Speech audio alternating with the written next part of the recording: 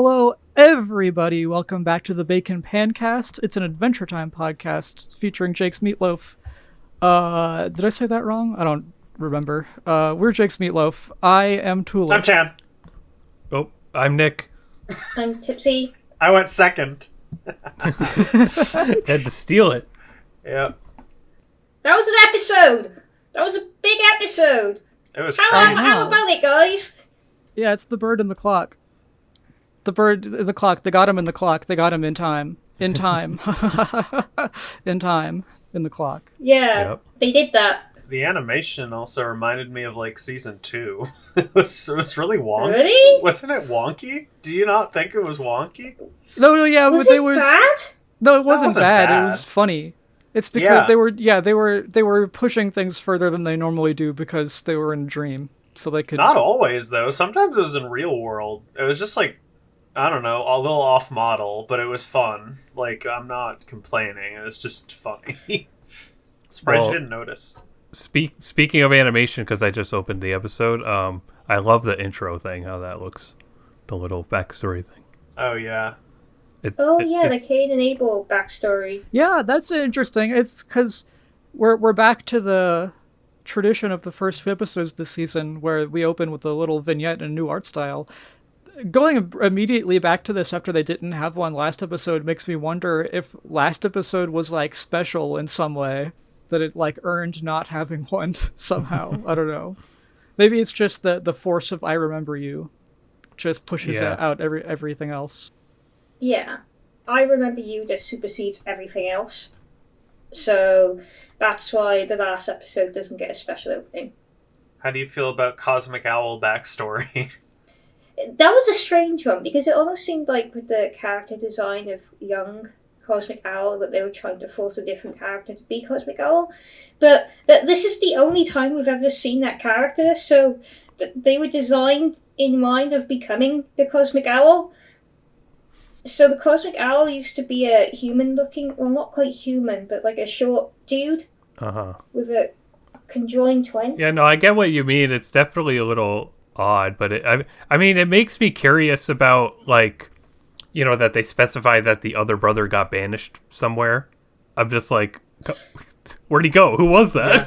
Is it too early to go into that? Because It was right at the beginning of the episode. Okay, so it is heavily believed that I forgot the gentleman's name. The person who voiced Prismo Sean Rohani last season, Sean Rohani, voiced the voice at the start of this season, the voice that Huntress Wizard heard. Mm-hmm. It is heavily believed that he will be voicing Prismo's, not Prismo's brother, he will be voicing the Cosmic Owl's brother.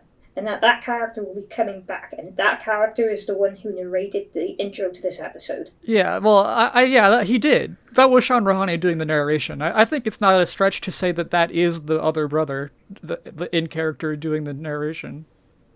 Yeah, so Cosmic Owl's brother is relevant to this season, which is why... Who would have guessed? Which is... Cosmic Owl sent Huntress Wizard... No, Cosmic Owl's brother sent Huntress Wizard into, like, the multiverse, and then Huntress Wizard ended up killing his brother. So, like, revenge, I guess. Huh. That's funny to think about. I wasn't sure who the other brother would be until you said that, because I'm silly, I guess. Yeah, I mean, when they first said there were two brothers, I was like, Prismo? Old man Prismo? Well, yeah, for sure. Because they got the nose going on, so it's kind of Prismo-y. But I was definitely under the impression that the brother thing would just be a write-off, like a Prismo's boss kind of thing. But what you're saying, I'm picking up what you're putting down there. Yeah.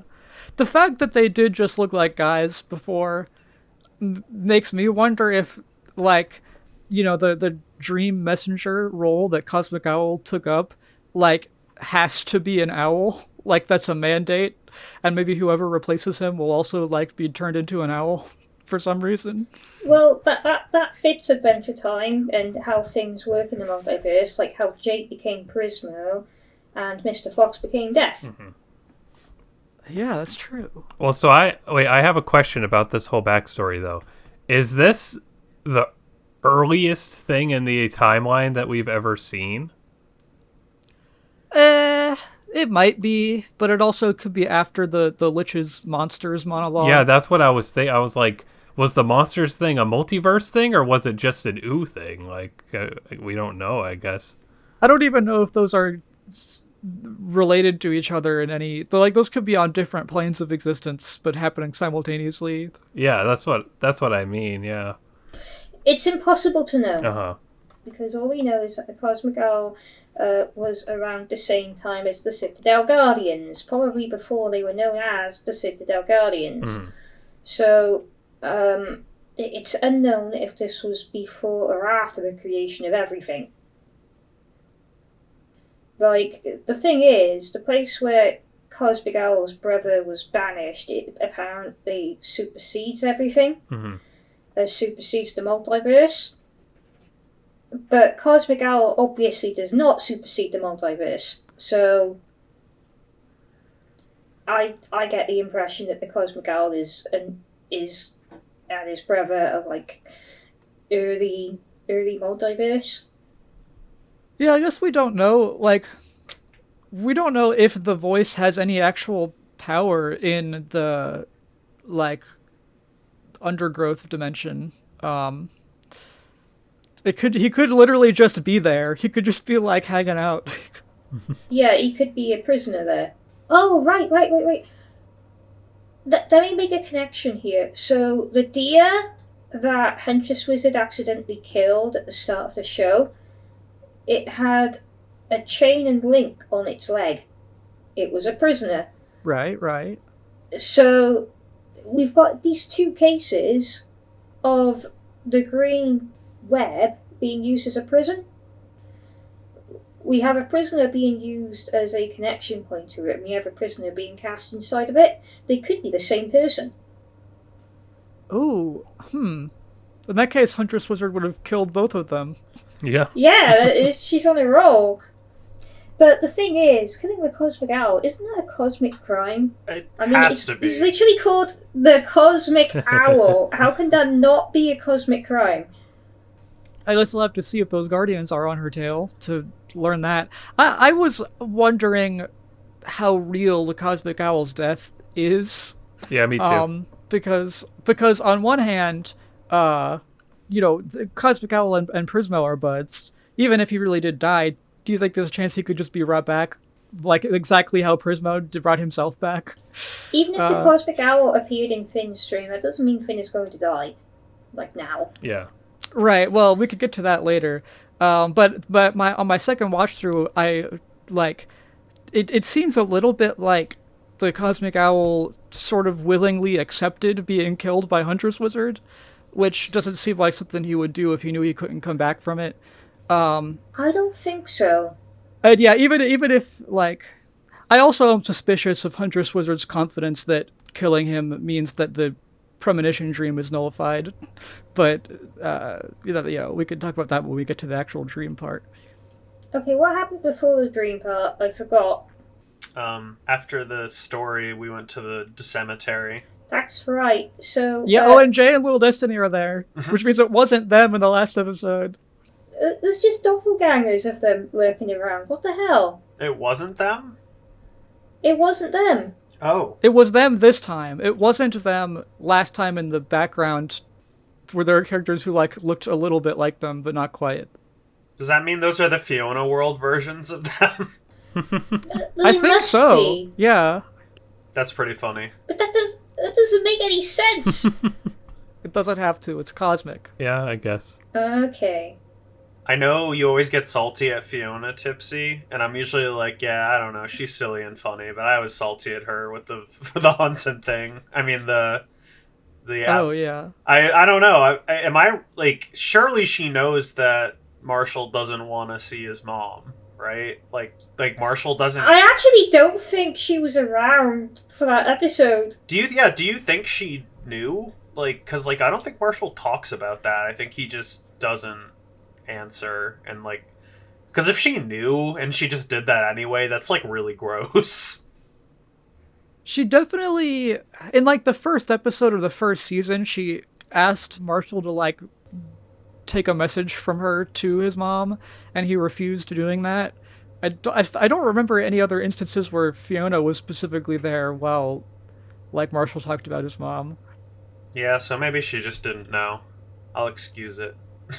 The thing is, like, she can't really see the trees of the forest anymore. Like, she's so dead set on getting the place back and beating Queenie that she's completely forgotten why this is all important in the first place. That's true, too. Like, at this stage, she's hurting Marshall and Gary more than she's helping them. And herself.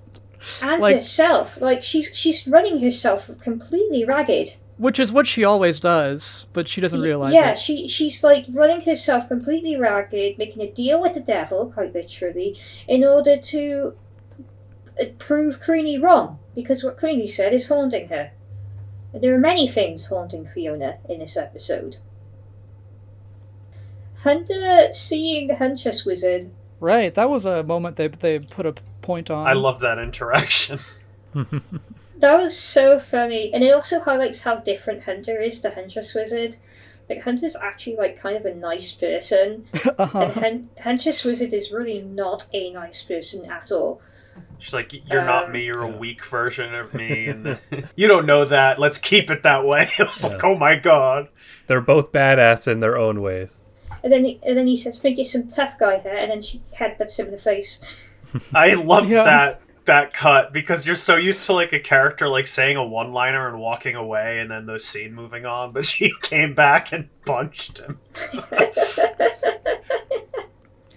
I also do like the reading of this scene where both of them are trans, and so they both, like, see the other one as themselves before they, like, self-actualized. Oh my gosh. They're like, you're me, but you don't know yet, except that they both do know, actually. Oh my gosh. That is a really funny interpretation. They think that the other is pre-transition. Yeah. Which, going down that line of thought, I wonder if the differences in their personality are like, you know, the character growth, the off-screen character growth they've already gone through. So, like, maybe Hunter used to be kind of surly and unfriendly, but then he decided to stop doing that when he really came into himself. And then Huntress Wizard was, like, the other way around, because she had to survive in a wasteland. Well, she was, because we saw that she had a family that loved her, and then they all died. Mm-hmm. And then she decided to go into the forest and become a huntress. But I love how they immediately recognize each other as themselves, despite the fact that they don't look anything like each other. Yeah. They can see it in their eyes. It's the soul bond. I think Hunter said it first, just like, you're me, like, right away. Yeah, which is crazy. That thing's not even a human. He knows nothing. He knows nothing about the rendezvous as well. But I think then we get to the dreams after that, right? Nothing really more of note happens. We get Old Lady Princess, and yeah. I honestly, I gotta say that I'm genuinely surprised, but I also like that they did do the old man Finn thing that we were saying last time. Like, I didn't expect that to actually be where they went with him shriveling up, but I think it's kind of cool because it's like if you know kind of thing. Yeah, Well, they did make it really obvious. Yeah, but I mean, like, if you somehow didn't watch Distant Lands.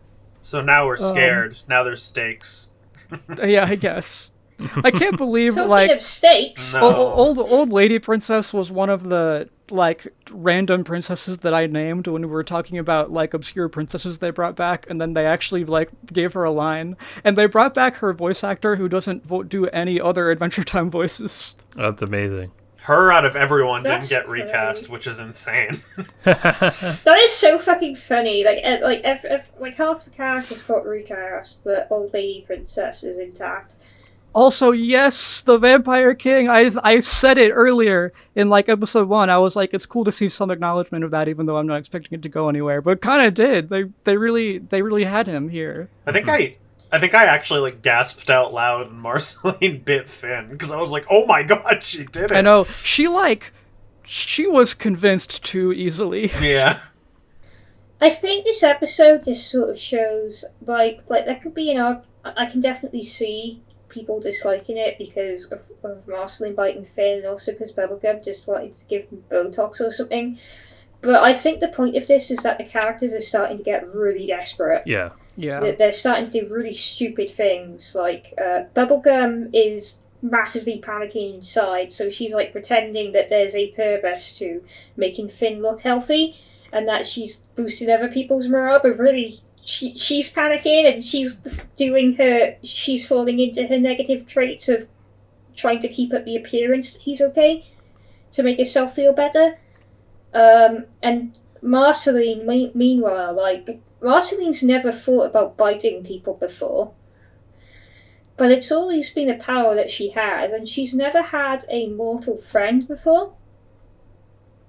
Yeah. They could have probably gone way more into this than they did. Like, rather than spending a bit on Marshall Lee having a dream about his mother, just have like a bit on Marceline saying, no, I can't do that. I promised I would never bite a human. But they didn't do that. Yeah. But she's like, well, Finn's going to die anyway, so I may as well make him immortal.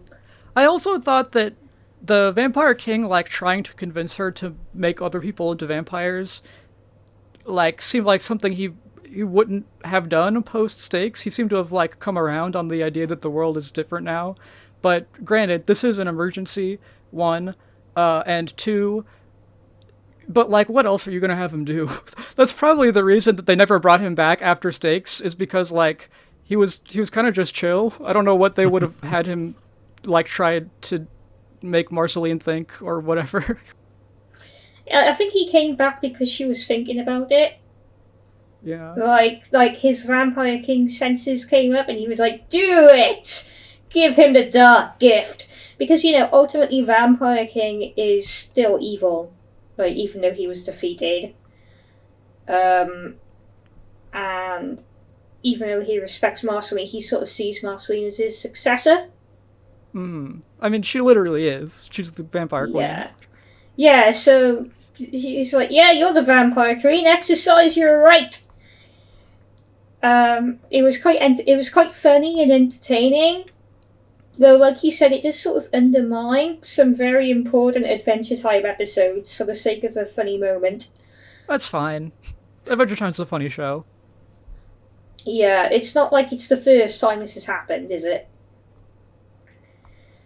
So yeah, I think they were just showing off. I think they were just, like, being terrible because they're panicking so much. And even then, it didn't work because Finn's blood has been entirely replaced by green goo. True. I thought Marceline, like, poisoned herself there. Yeah, I thought Marceline was gonna have Finn's issue, and I was like, now there's 2 people that we have to save. I think because she's a vampire, she managed to evade it or something. Could be that. Could also just be because, like, you know, Simon and PB were right there, and they could treat her immediately, unlike Finn, who was, you know, laying in a cave for a while. Yeah, and she spat it out immediately as well. But then she started drinking Bubblegum's pink, like, as emergency first aid, and then Bubblegum re-dyed herself pink afterwards. Yeah, do you think that, like, we know this isn't the first time this has happened. Does she always does she have, like, a store of pink dye? Well, it's food colouring. It's food colouring, isn't it? Because Bubblegum is naturally white or grey, and pink Bubblegum is just coloured pink. So, and when you eat the bubblegum, it turns white or grey. So I guess she just does have a stash of pink. It sort of fits into what she was trying to do earlier when she was trying to make Finn look fat again. She was also pink when she was born, but... She was pink when she was born, but she was manufactured bubblegum as well. Yeah, but she also... I get what you're saying. Like, even maybe she fades. Maybe she's faded a long time ago, but she wants to keep up appearances for, like, the same reason that Huntress Wizard keeps making masks for herself. Yeah, but she faded, like, in an episode once, in... What was it called? Red Starved. Yeah. That's it. But then she put the spoon on her nose, and then she got all her pink nutrition back.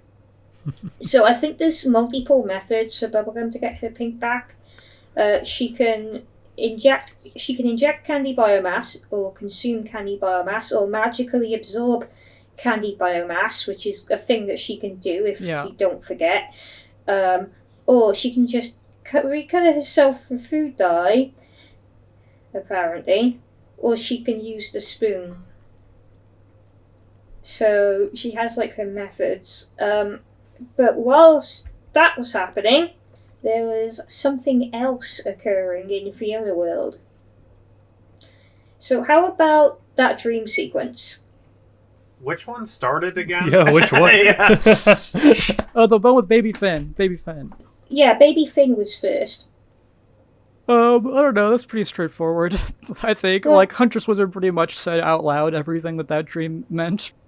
Yeah. Yeah, it was a bit shocking though, like seeing Baby Finn turn into regular Finn and then like cut his hand off. It was very striking, you might say. But then he turns into adult. He gets a robot arm, and you sort of realise what's going on. Yeah. And then she's like really mad at him. Yeah, on the rewatch, I was like, oh, she does like visually nod off asleep before you see Baby Finn enter the room. But on my first watch, I was like, I hadn't quite clicked that she was dreaming yet until the robot arm. She nodded off like 1 second before he showed up.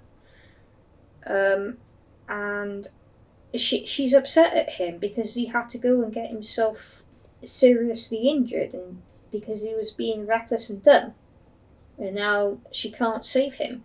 And we see together again, Finn, which sort of implies... True. Okay, here's the thing about that one. Cosmic Owl shows up in her dream.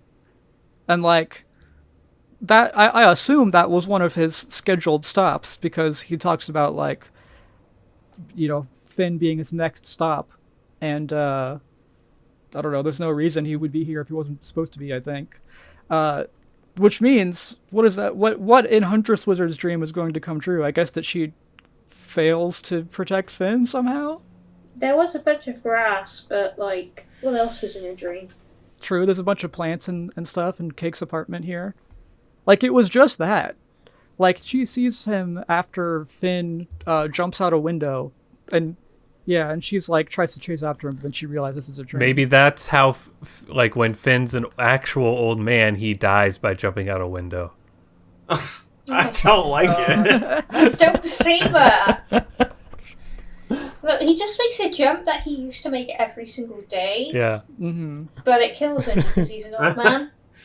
Yeah. Fiona's dream is obviously a nod to Winter King. Yeah, again. We're coming back to the Winter King. The Winter King is like really is what Fiona is hung up on as like her big regret from her adventure with Simon. Yeah, because she destroyed like an entire... Not only does she see like the ice melting and then she sees Simon dying, she also sees all the candy people that she killed as well. Yeah, and she sees herself like in her old adventure outfit like tries to drown her. I'm trying to figure out where they're going with this, because it's not exactly something that you can just get over very easily. Like, it's not something you can just have an epiphany on and be like, yeah, I'm gonna move on. No, well, okay, I think it's about, like, well, Fiona trying to save the sweet spot, everything that she's doing there is her distracting herself from dealing with her real issues, which is this kind of shit. Mm-hmm. Yeah, or you know, like... She's, like, I think that when her, like, reflection in the pond tries to drown her, that probably means that she, like, doesn't trust herself, and, you know, that's probably why she's... you know, making poor decisions, such as enlisting the help of Hannah Avadir. Yeah, or it's like she's trying to save the sweet spot because she wants to do something right, because she feels like on her past adventure, like, she messed everything up, so she wants to really make sure she doesn't accidentally kill a bunch of people, basically. But she keeps messing things up all the time. Yeah. Which is why her house, like, if you look at it, like, you wouldn't think that between season 1 and season 2, her house would be in such a terrible condition. Mm-hmm. But it was, because she just wasn't taking care of herself at all. Like, even more so than before the series started. Right, and that's because she's so focused on, like, trying to, you know, as she sees it, make up for her mistakes and help everyone around her. We also get the weird skinless goose thing. Whatever. Oh yeah, the dead chicken, and it says, it quotes Queenie, speaks with Queenie's voice from the first episode this season, calling her a true loser. Is that supposed to be Choose Goose, or just a chicken? I assumed that it was, but I don't. No, think that's not so. Choose Goose. We've already seen a naked Choose Goose. It looks nothing like him. It's just a duck. It's just like another No, goose or something. It's a chicken. It's a frozen chicken. Yeah, foul. So then Huntress Wizard pops into Fiona's dream, and Huntress Wizard kind of looks like the human stakes Huntress Wizard for a moment. Mm-hmm. The dead one. Because that's, yeah, the dead one from Fiona's Regrets. And then she's like, it's just a dream, and then Fiona's like, oh, okay, and then she splashes the water away. And then we see Cake's dream, where she has cat pups. Kate's messed up dream. Oh, they're so cute though, the kitties. yeah. They're a lot less rainbow than the Rainicorn pups because Yeah. he's not. Yeah. He's not a Rainicorn. And then she spills them everywhere, which is really sad. And then struggles to pick up. Cake has real anxiety dreams. She's also dreaming of that at the beginning of Huntress Wizard's dream. She's talking about having an epidural in her sleep. Okay. And she's in the Cheers box for some reason. Like, she's still being filmed for Cheers. Yeah, I mean, that happened recently, so I guess it makes sense to show up in your dream.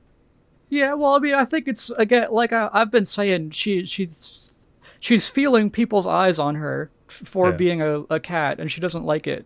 Yeah.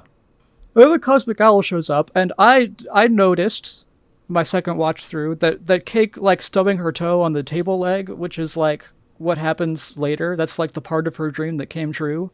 Happened, like, right before the Cosmic Owl showed up. Oh. Which is part of why I think, maybe does, you know, him being there or not being there at a certain time, maybe that doesn't really matter as long as it's there at all. He said it himself. He's just a messenger.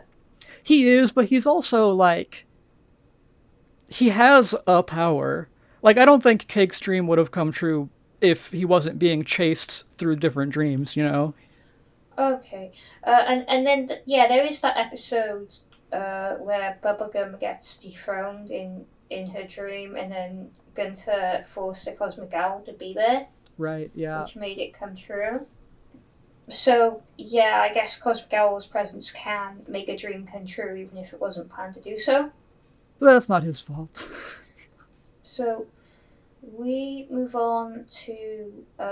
okay, now up next is, unless you want to talk about the joke with LSP, is the Marshall. There was actually a joke that really annoyed me. So you see, when Cake leaves the dream, Lord Monochronicorn is approached by Miss Cupcake. Oh, yeah, Mrs. Cupcake. And it's obviously Miss Cupcake from the beginning, like a human version of her, saying the exact same line from Time Sandwich.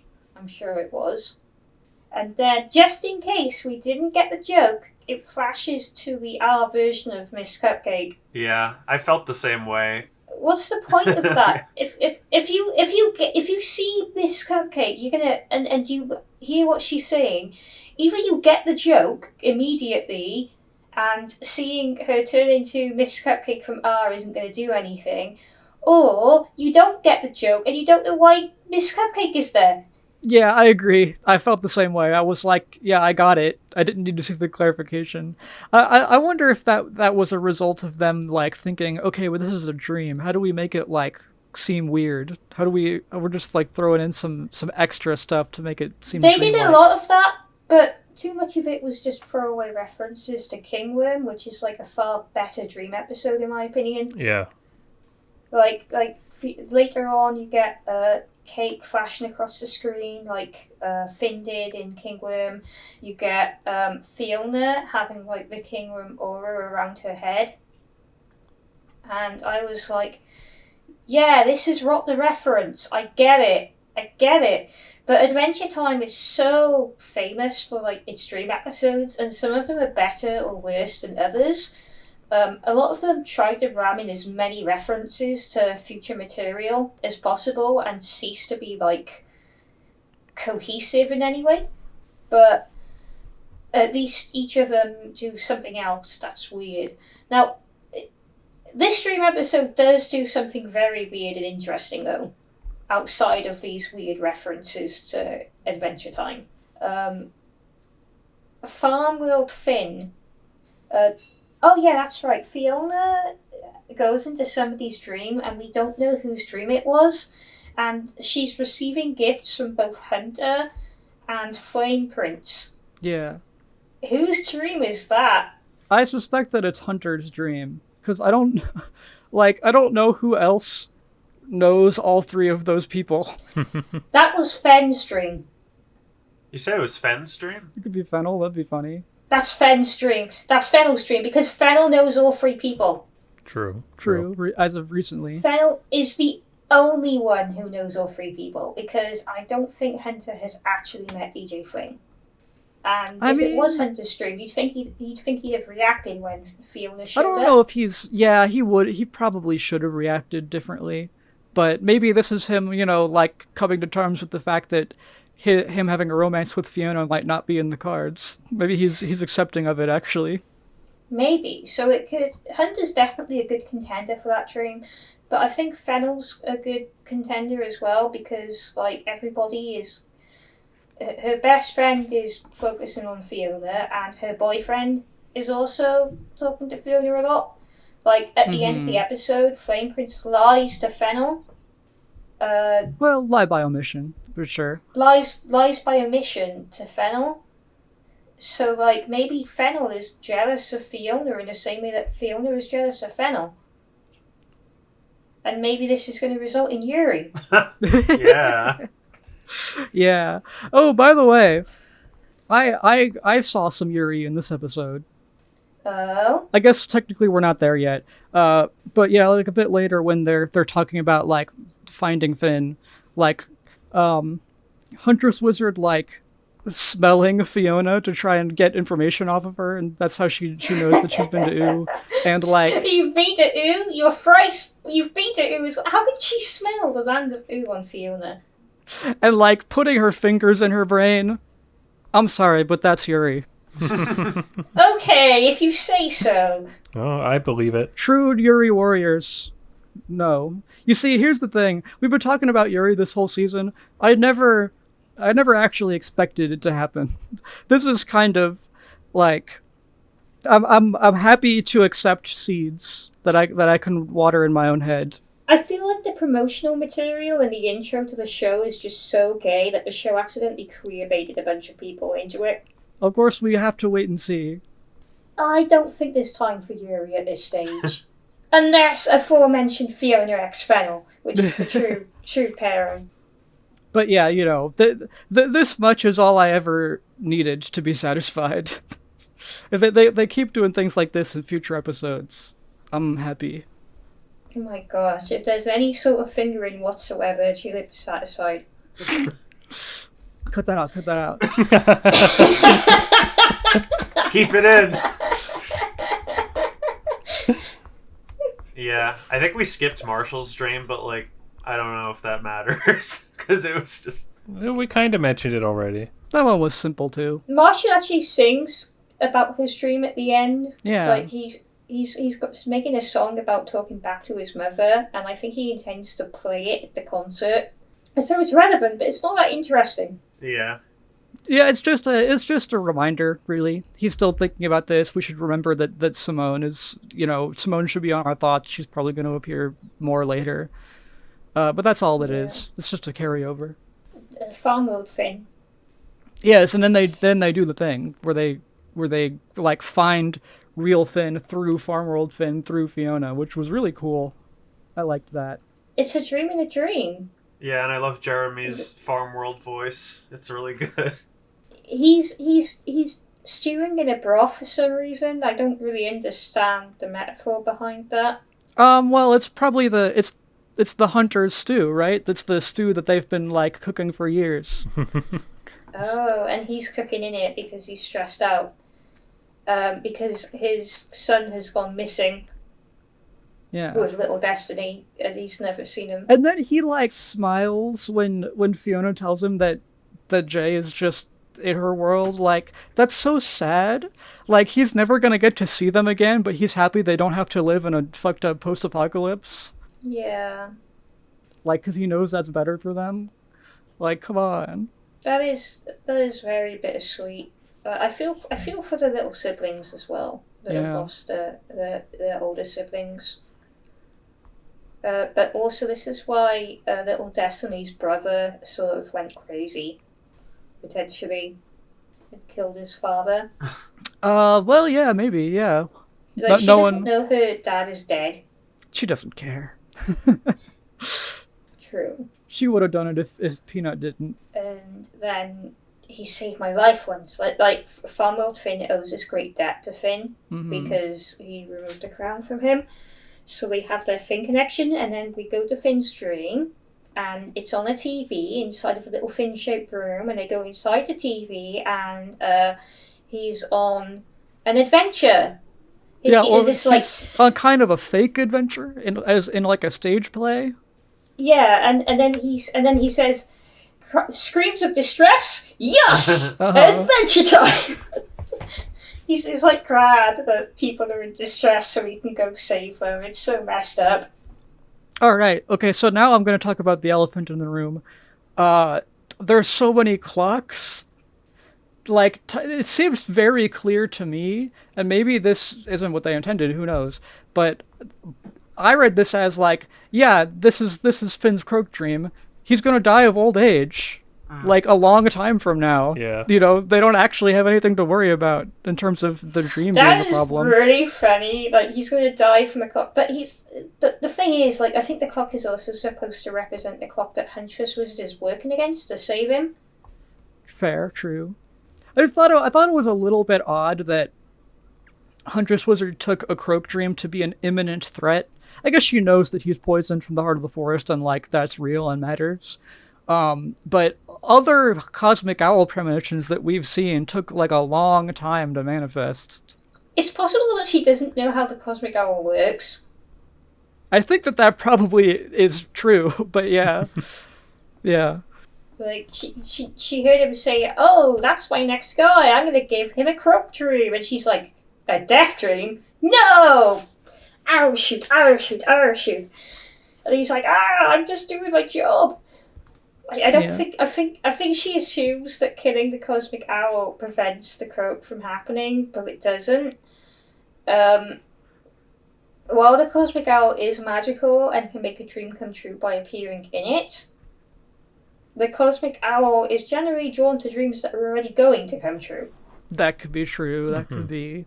So we see Finn die horrifically over and over. Yeah, yeah. Well, one thing, the first monster that we see him fight is a big, like, lips monster, which makes me wonder this is about... He's dreaming about what's happening to him in the real world. Oh, that's cute. Yeah. He has some, like, subconscious awareness of things that are happening. Was there any other, actually, like, connections like that? Yes, he was attacked by a bunch of vampire clocks, just like how Marceline bit him. Yeah, and also, this was more on Fiona's side of things, but I thought of, it could be a Marceline connection when she sees dead Finn and, like, remembers dead Martin from Vampire World, who was killed by vampires. Yeah. Yeah. And maybe the fact that it's all set in a theater as a stage play might be because of the fact that in real life Finn is, like, perched up in the center in a room where a bunch of princesses are, like, looking on at him. Yeah, that's true. So Finn finally meets Fiona, and it feels like a fan fiction. Yep. But yeah, the fact that it's a dream, this is so perfect. This is the only way they could have ever had Finn and Fiona meet, actually.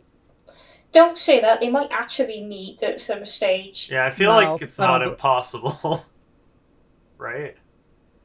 I feel like it's a great way for them. I feel like it's a great way for them to meet, though, now that Fiona is like an established human being in the multiverse. Yeah. Right. Well, it feels like the type of thing that Adventure Time always tried to avoid doing. Like having Finn and Fiona meet for real. Like, obviously all the Fionna and Cake episodes in the original series were fan fiction, so that would have been hard to pull off no matter what. But, like, you know, they had kind of a hard stance against doing crossovers with other shows and stuff like that. And they really skirted around it in the first season, too. Even when Fiona was in OO, they never really got close to each other. So the fact that it happens in a dream feels very appropriate to me, and I think this is it. I don't believe that they're going to meet for real. They also brought other Finn there as well. Have you met Finn? I've met a Finn. Yeah. You're thrice blessed. Blessed. She has so much respect for him. I like in general, too, that, like, I mean, it's just how the story played out, but, like, that it's an old Finn, you know, because, like, when we think of the kind of fan fiction-y, like, oh, we want them to meet, we think about them meeting, like, when they're both 14 or whatever. So having, like, this older Finn be the one she meets makes it a lot more interesting. I agree. It's very much like we never would have predicted that this is the way that this would have played out, you know? Like, I would have never even thought we would see an older Finn ever. Like, I know, we're thrice blessed. Yeah, exactly. You're like a girl, Jake. Yeah. The way that he says that, Chan, is so miserable as well. I'm here to keep you alive and stop you from dying. Wow, you're like a girl, Jake. I hate it. I can't stand it. He says it twice. You know, what did you think about the violent many deaths of Finn? They were crazy. I also liked the monster designs as always, but like, it was crazy. Yeah. You see Fiona, like, breaking down as well as Finn. She keeps trying to save Finn and he keeps dying and dying and dying. Yeah. It's like her absolute worst nightmare. He goes through an hourglass and gets turned into bones. Anyway, it's very appropriate for Finn dying all this time. The death imagery, I feel like it's important to the story they're telling here. I like that the blood was green. We know that they have the capability, you know, rating-wise, to use real blood. I'm glad that they chose not to. I appreciate it. Yeah. I appreciate that this scene wasn't absolutely covered in red gore like it would have been last season. Because that kind of stuff last season did seem a little bit over the top to me. This feels better. It feels more like Adventure Time. But there's also another reason for that, which is that Finn's blood appears to be green in the real world as well. That's true, yeah. And Finn, I mean, we knew this. I think I saw a screenshot of this before the show started, but Finn had Jake's sword, and I'm like, stop doing this to me, please. I mean, I love it, but... You know, the way that he just, like, runs into every adventure without any regard for his safety. Yeah. Do you think this was happening to him before, like, Fiona and Huntress Wizard even got here? Like, he's been in a coma for a while already, and he's just perpetually dreaming about dying over and over again? Yes. This has been happening to him since the very second episode of the Fionna and Cake series. Yeah. So this has been happening to him for, like, a month. Well, good thing Cosmic Owl was late. Yeah. But it never slows him down. He's always ready for the next adventure. Maybe he has dreams like this all the time. Like, he just... And what does he say to Fiona? Like, you just have to trust your hero heart, or whatever. Do you think that's, like... Do you think that's specifically a Susan Strong reference, or was that mentioned in a different place in the show? Trusting your heart was mentioned in a lot of places in Adventure Time. Well, your hero heart, specifically. Because that's what he says. I remember Utopia, yeah, really. Yeah, probably is. She's just like, I need you, you have hero heart. And I'm like, it's so cute. And I'm like, aw. I wonder if that was, like, a little nod to that. Maybe. But I know trusting your heart is, like, a very generic thing to say, but... My friends, people complain to me about these scenes. Mm-hmm. A few people, like Jagam as well, didn't like it very much. Yeah, I saw them posting about how it was hard to watch. I disagree. I don't think this is at all like vindictive against Finn or anything like that. I think this is, this is playing with your toys. Yeah. This is like what people talk about saying that like, oh, I love him, I want to torture him in my fanfiction. This is like that. Yeah, and it's all a dream stuff. So I like seeing Adventure Time's weird dream insanity. So I thought it was totally fine. I think we were kind of saying it earlier, but I think that they could have gotten even weirder with the dream stuff here.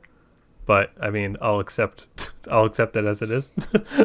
I think you have to already be in the mindset of bad faith to think that they were being spiteful in any way here. Yeah.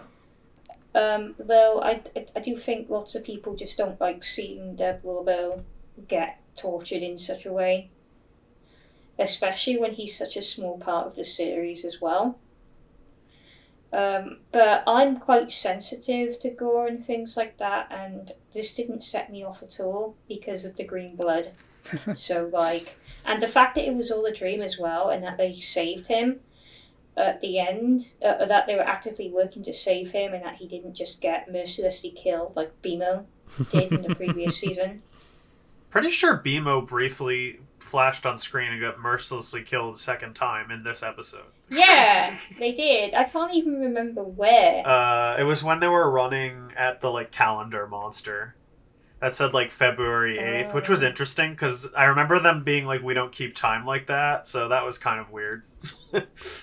Yeah, but also Fiona, stuff from Fiona and Huntress Wizard and maybe Farmworld Finn's consciousnesses are getting mixed into this dream. We saw DJ Flame appear at one point. I don't know if that was relevant. Yeah, that's true.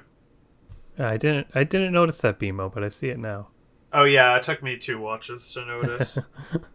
But Cosmic Owl finally shows up and... Yeah, it falls straight into the trap that HW and Farmworld Finn set.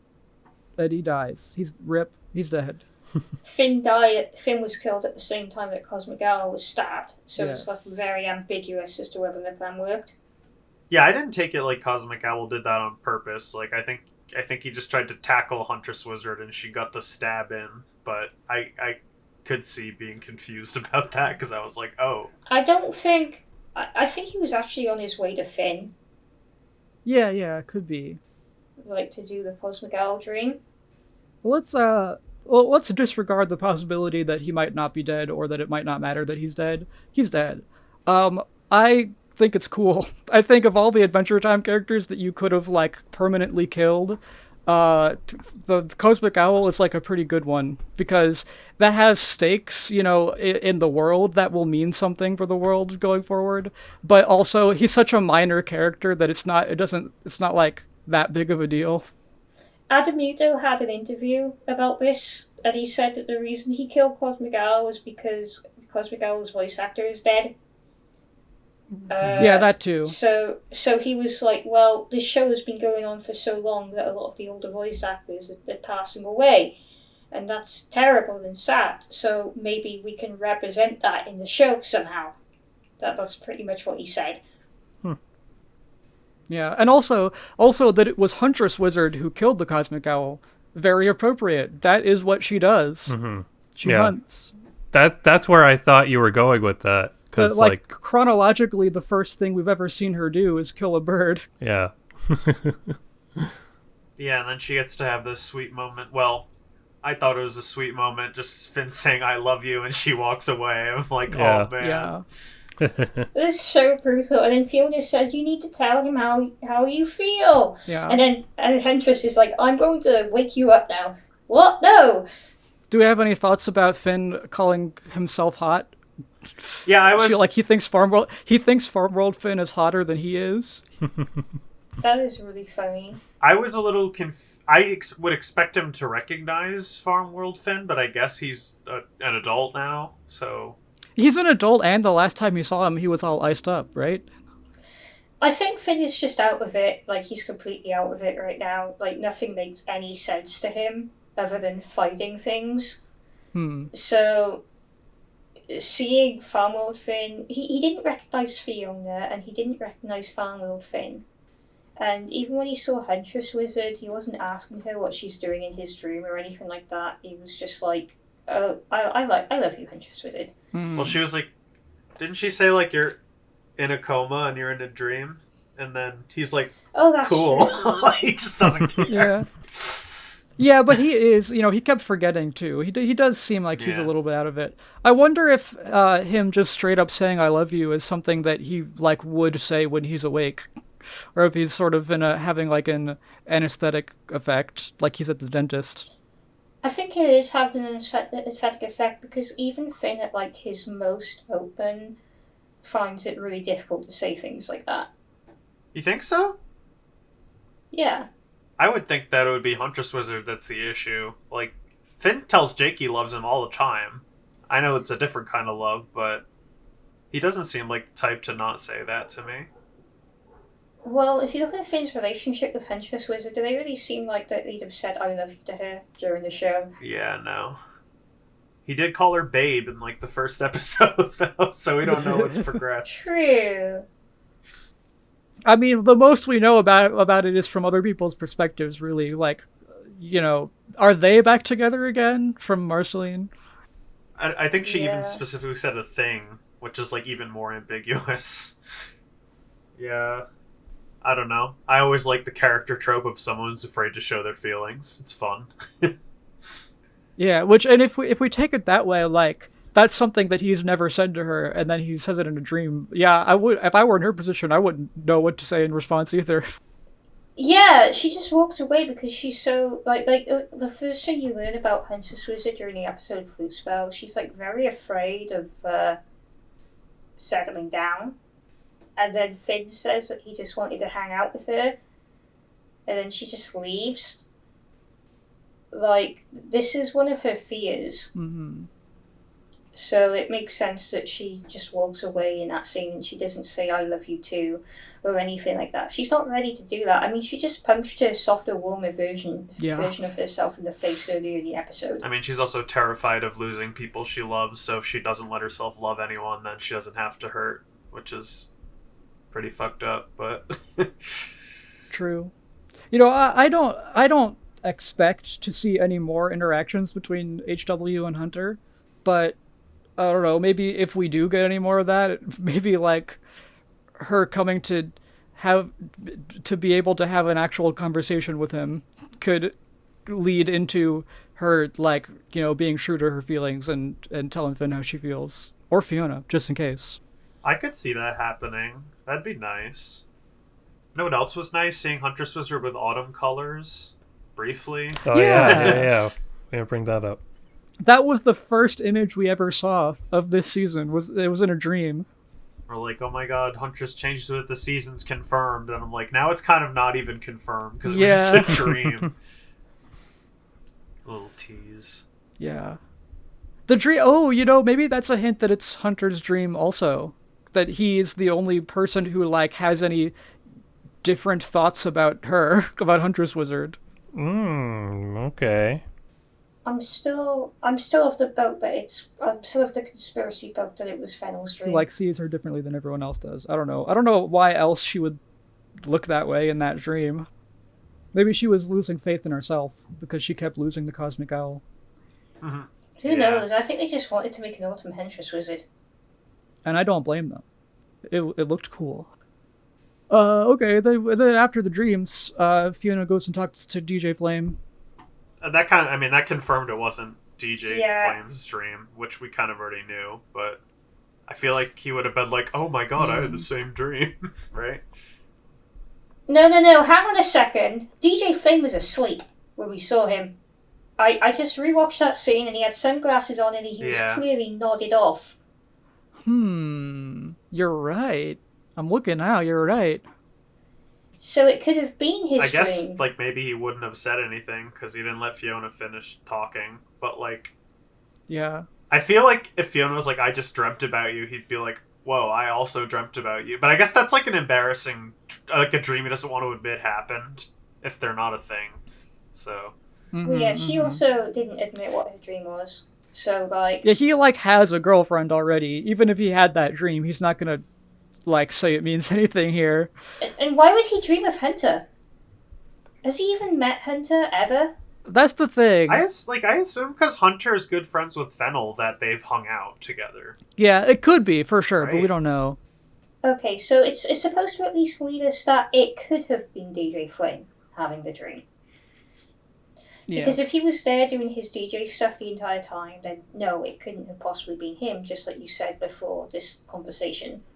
And then what happens here? Does DJ Flame like trip or something? No, it's Ash. It's Fiona World Ash. Just she like throws a pot. I'm listening to DJ Flame, nearly kills DJ Flame. Yeah. And then Fiona catches him, and they have a moment, but then the moment ends for Fiona because she remembers Winter King again, really holding her back from ever kissing anyone, I guess, in particular. That's when she has that flashback, because she's afraid of ruining everything. I gotta say, in this instance, that's correct. She would have actually ruined a lot of things if she had kissed him here, probably. And now DJ Flame's gonna play at her show, and I'm like, oh man, but Marshall's supposed to be the star. I feel bad. Yeah, she's gotten carried away and usurped Marshall at his own show now. I've just made it a terrible experience for him. There was a boys' night poster. It was so cute. Right, that's a comics reference too. Yeah. They're still doing it. Do you guys? Okay, I think we're pretty closing out on this episode now. Do you guys have any theories about why DJ Flame has a life debt to DJ Slime? That is really funny. They're both.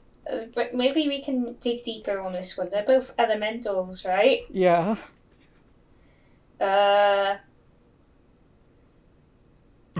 have absolutely no theories other than, Yeah. haha, that's funny. Like, I thought it wouldn't be know. something that was explained ever. I don't think there's. I don't think we're gonna know. I mean, DJ Slime isn't a character. That was just a joke, but I liked it. Yeah, I think it's just like a good joke to excuse why DJ Flame is like constantly able to be on this radio station if he's so famous. What do you think of this episode, with all the other... what do you think of this season as a whole, with this episode being slotted into it as well? I mean, I'm enjoying it. Like, I think it's not as good as the first season, obviously, but... I'm not even gonna make that much of a declaration yet. I think good or bad as the first season is something I can't know until I've seen all of both of them. I think it's I don't hate what it is. I think the more low-key thing, the more taking more risks thing, is, it feels more like classic Adventure Time. Like we said, we talked at length about that last week, right? Yeah, I guess it's just different. Yeah. They could nail it, they could stick the landing, or they could not. It kind of really depends. If the previous season was referencing the most structured elements of Adventure Time, then this season heavily references and is inspired by the most unstructured elements. Yeah, that's a good way to put it. I think I've said before, I'm very Simon Petrikov pilled, so that whole other season was so just gratifying and very interesting and cool, and threw in lore in cool ways. And this season's sprinkled some lore, but I think overall the base story is not nearly at all as interesting as it was before. But it doesn't need to be, because it's clear, we've kind of been saying, it's doing a different thing. But I would have to wait to see how it ends too. But I would... Season as a whole is hard, is the thing. Episode by episode, it's been pretty good for me so far. There's only been one I haven't liked. Yeah, I mean, it has been constantly entertaining, but it hasn't, aside from a few fan service moments, it hasn't gripped me the way the last season did. But it's not really trying to, I guess. So it's hard to say. Yeah, I thought the last season was super fantastic, and I think this one's really good too. Me liking this one a little less doesn't mean it's not also fantastic. I enjoy it a lot. Yeah, I mean, still. It's Adventure Time. Can't go wrong. Yeah. Yeah. It doesn't have to, last time, it doesn't have to be the best thing ever. Again, like, this season makes me think of season 5 of Adventure Time. Again, because it references season 5 so much. But also, like, season 5 was such a weird time because it was so long that you had to take each episode as it went, and they just did so many weird things in that season that nobody liked. But then it ended up building into, like, you had some really amazing episodes in there as well, and then even the episodes that nobody liked ended up becoming episodes that people really, really loved later down the line, and character arcs that really build the show. Season 5 was kind of a turning point in the whole show, I think. Like, it was at that point that they had been running long enough that, you know, them occasionally, like, referencing past events and past episodes turned into them having actual, like, storylines that could continue. And, like, you know, Ice King was living in their house for a while, and that was consistent. And Flame Princess, the whole breaking up with Flame Princess was huge. Yeah, if Adventure Time seasons 1 to 4 was a cute little Charmander, Adventure Time seasons 5 and 6 were an awkward Charmeleon, and then they bloomed into a roaring Charizard for season 7 onwards. That's the best metaphor I can think of. It's just like the awkward teenage phase that you need in order to mature into a great show. Yeah. And then like post finale Distant Lands, Fionna and Cake, maybe side quest, although that remains to be seen. This is Mega Charizard Y. Yeah. So what's Mega Charizard X? Is it this? That's that movie if they ever make it. Oh my god. Oh my god. Don't say that. Don't say it like that. I mean, we don't know. We just don't know. Well, maybe Mega Charizard X is Summer Camp Island because of how many, like, Adventure Time crew members were working on that. You're right. Before we end, because I feel like we're getting towards the end, we forgot to mention BMO shows up. Yeah, BMO is actually alive despite the amount of BMO deaths in this series. he has risen. Is that what He has to. Is that what he said? Like, for the same reason we know Finn isn't going to die from this, like, BMO's going to stick around for a long time. Yeah. Yeah. And he's just being his BMO self like huge. It makes me so happy to see him. Okay, that's all I got. Yeah, same. All right. Oh, before we go, I should say formally, this is getting to be the busier part of the year. Next week, I think a few of us independently have a lot of stuff going on, so we're going to be skipping the podcast next week, and then the week after that, we're going to be covering 2 episodes in one. Oh my god. All right. Swag. Let's hope that the next episode isn't like the best episode ever made. I know. It probably will be. Oh my god. We're in 7 now, right? Yeah. Ugh, we're getting there. We'll see. Am I supposed to still be recording? I don't think so, right? No, we're done. I'm ending things. All right. Bye-bye.